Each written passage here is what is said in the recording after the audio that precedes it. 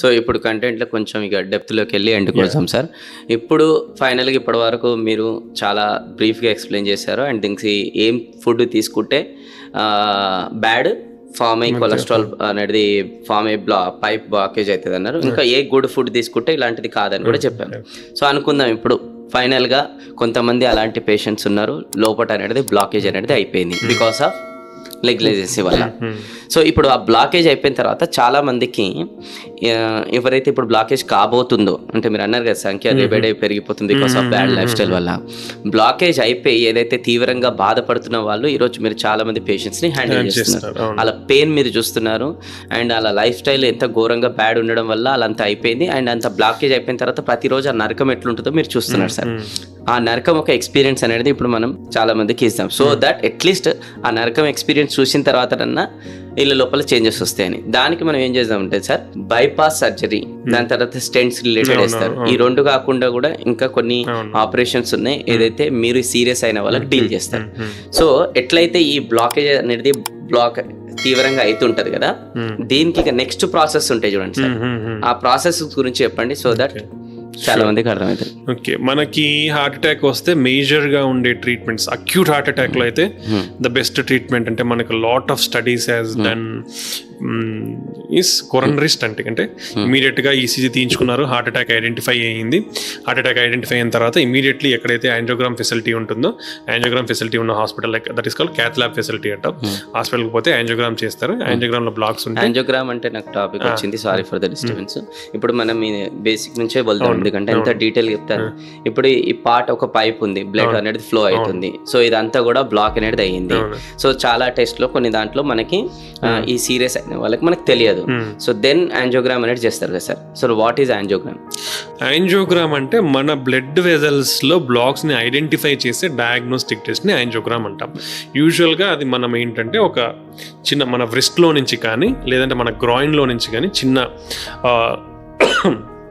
Sheath అనేది పెడతాము. దాని ద్వారా మనం కెథటర్స్ అంటాం, చిన్న స్మాల్ ట్యూబ్స్ ఉంటాయి, లెంతీ ట్యూబ్స్. కెథటర్స్ని తీసుకొని పోయి మన ఆ బ్లడ్ వెజల్స్ ఎక్కడి నుంచి వస్తున్నాయో దాన్ని ఎంగేజ్ చేస్తాం.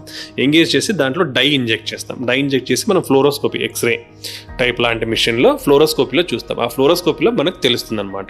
సో దీంట్లో బ్లాక్స్ ఉన్నాయా లేదా అనేది దాంట్లో తెలుస్తుంది. సో అది కొరనరీ యాంజియోగ్రామ్ టెస్ట్ అంటాం. ఈ కొరనరీ యాంజియోగ్రామ్ టెస్ట్ అనేది ఏ స్టేజ్లో ఉన్నప్పుడు చేస్తారు సార్?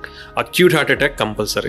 దెన్ మనకి ఎవరికైతే ఛాతీ నొప్పి వస్తుంది, when we suspect blocks, treadmill test positive ఉండడం కానీ, రిస్క్ ఫ్యాక్టర్స్ ఉండి ఛాతీ నొప్పి ఉండడం, సో ఇలాంటి వాళ్ళలో ఎవరినైతే మేము వీళ్ళకి హార్ట్ అటాక్ రిలేటెడ్ సిమ్టమ్స్ ఇవి, సో వీళ్ళకి ఇది చెయ్యాలి, ఈ రిస్క్ ఫ్యాక్టర్స్ ఉన్నాయి, వీళ్ళలో ఉండే ఛాన్స్ ఎక్కువ ఉంటుంది, వీళ్ళ సిమ్టమ్స్ దీని రిలేటెడ్ ఉన్నాయని మనం ఐడెంటిఫై చేస్తాము. వాళ్ళల్లో కొరనరీ యాంజియోగ్రామ్ టెస్ట్ చేస్తాం. అక్యూట్ హార్ట్ అటాక్ లో కంపల్సరీ కొరనరీ యాంజియోగ్రామ్ టెస్ట్. వాళ్ళలో యాంజియోగ్రామ్ టెస్ట్ చేసి మనం బ్లాక్స్ అనేది ఐడెంటిఫై చేస్తాం. బ్లాక్స్ మెయిన్ గా ఐడెంటిఫై చేస్తారు, అందుకోసం యాంజియోగ్రామ్. ఓకే, దీని తర్వాత చెప్పండి.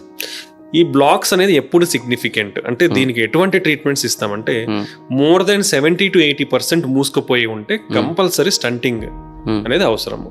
హార్ట్ కి పైప్స్ లో ఈ పైప్ ఇంత ఉంది, దిస్ ఈస్ 100% ఓపెన్ ఉంది. ఈ పైప్ ఇప్పుడు ఆల్మోస్ట్ 70 to 80% మూసుకుపోయింది. ఈ మూసుకుపోయినప్పుడు దీన్ని ఓపెన్ చేయాలంటే నేను స్టంట్ పెడితే ఇది మళ్ళీ నార్మల్ కి ఓపెన్ అవుతుంది. స్టంట్ అంటే ఒక small metallic tube, drug coated metallic tube అంటాం. మనకి యూజువల్ గా కోబాల్ట్ ప్లాటినం, కోబాల్ట్ క్రోమియం ఇట్లాంటివి ఉంటాయి. సో ఆ స్మాల్ మెటాలిక్ ట్యూబ్ కి డ్రగ్ పూత పూసేసి మనం ఉంటుంది. సో మూసుకుపోయిన దగ్గర దాన్ని తీసుకొని పోయి మనం ఎక్స్పాండ్ చేస్తాము. సో ఆ స్టంట్ మెటల్ ఫ్రేమ్ ఎక్స్పాండ్ చేయడం వల్ల మూసుకుపోయినది మళ్ళీ మూసుకుపోకుండా ఉంటుంది. ఆ డ్రగ్ మళ్ళీ ఆ బ్లాక్ ఏర్పడకుండా కాపాడుతుంది అనమాట. దీన్ని డ్రగ్ ఎల్యూటింగ్ స్టంట్స్ అంటాము.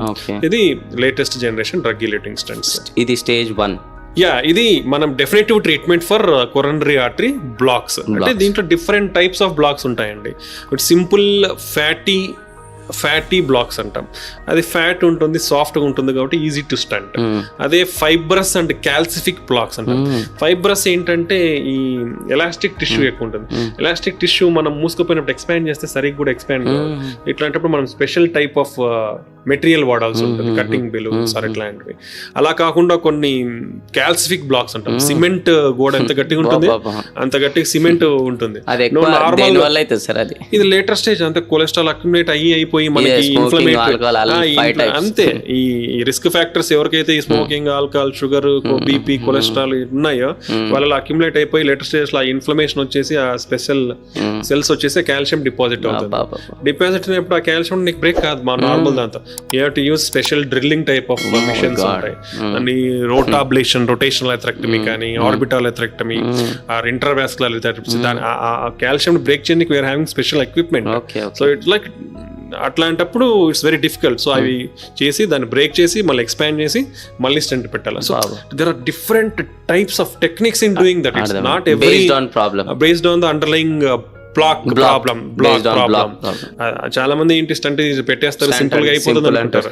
ఒక్కొక్క పేషెంట్ కి ఒక్కొక్క కండిషన్ కి వాళ్ళకున్న దీనికి బట్టి డిఫరెంట్ టెక్నాలజీస్, టెక్నిక్స్, ఎక్విప్మెంట్ అనేది యూజ్ చేయాల్సి ఉంటుంది. So it's not that much easy. అంటే ఎవ్రీ పేషెంట్ మేము చాలా ఈజీగా తీసుకోవాలి, సింపుల్ గా అయిపోతుందని. Everything will teach us a lot. Everything will deal carefully only because our motto is procedure success అవ్వాలి, పేషెంట్ హ్యాపీగా బయటికి రావాలి. That is our motive always. Every doctor's motive is patient has to come back happily. Whatever the best treatment we will give for the patient. Okay, అది. So ఇప్పుడు ఆ stent అన్నాం కదా sir, ఇంకా అది పర్మనెంట్?